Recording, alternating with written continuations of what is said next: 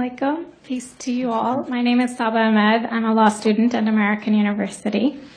I am here to ask you a simple question. I know that we portray Islam and all Muslims as bad, but there's 1.8 billion Muslim followers of Islam. We have 8 million plus Muslim Americans in this country, and I don't see them represented here. But my question is, how can we fight an ideological war with weapons? How can we ever end this war? The jihadist ideology that you talk about, it's an ideology.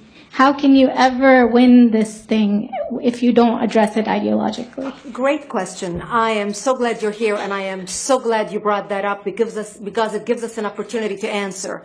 What I find so amazing is since the beginning of this panel, which we are here about Benghazi attack against our people, not one person mentioned Muslims. We are here against Islam, or we're launching war against Muslims. We are here to discuss how 4 Americans died and what our government is doing. We were not here to bash Muslims. You were the one who brought up the issue about most Muslims, not us. And since you brought it up, allow me to elaborate with my answer. There are 1.2 billion Muslims in the world today. Of course, not all of them are radicals. The majority of them are peaceful people. The radicals are estimated to be between 15 to 25%, according to all intelligence services around the world. That leaves 75% of them peaceful people. But when you look at 15 to 25% of the world Muslim population, you're looking at 180 million to 300 million people dedicated to the destruction of Western civilization. That is as big as the United States. So why should we worry about the radicals, 15 to 25%? Because it is the radicals that kill. Because it is the radicals that behead and massacre. When you look throughout history, when you look at all the lessons of history, most Germans were peaceful. Yet the Nazis drove the agenda. And as a result, 60 million people died. Almost 14 million in concentration camps. 6 million were Jews. The peaceful majority were irrelevant. When you look at Russia, most Russians were peaceful as well. Yet the Russians were able to kill 20 million people. The peaceful majority were irrelevant.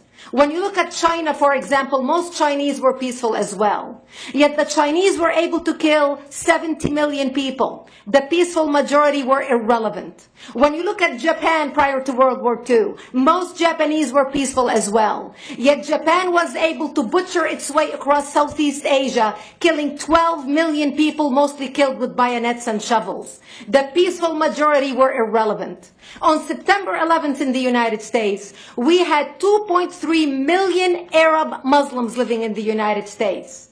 It took 19 hijackers, 19 radicals to bring America down to its knees, destroy the World Trade Center, attack the Pentagon, and kill almost 3,000 Americans that day. The peaceful majority were irrelevant. So for all our powers of reasons and us talking about moderate and peaceful Muslims, I'm glad you're here. But where are the others speaking out? And since you are the only Muslim representative,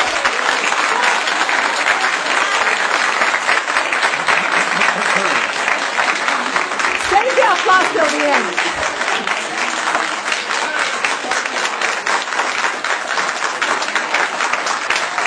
Thank you.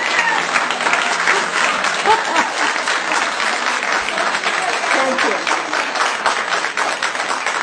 And since you're the only Muslim representative in here, you took the limelight instead of speaking about why our government, and I assume, are you an American?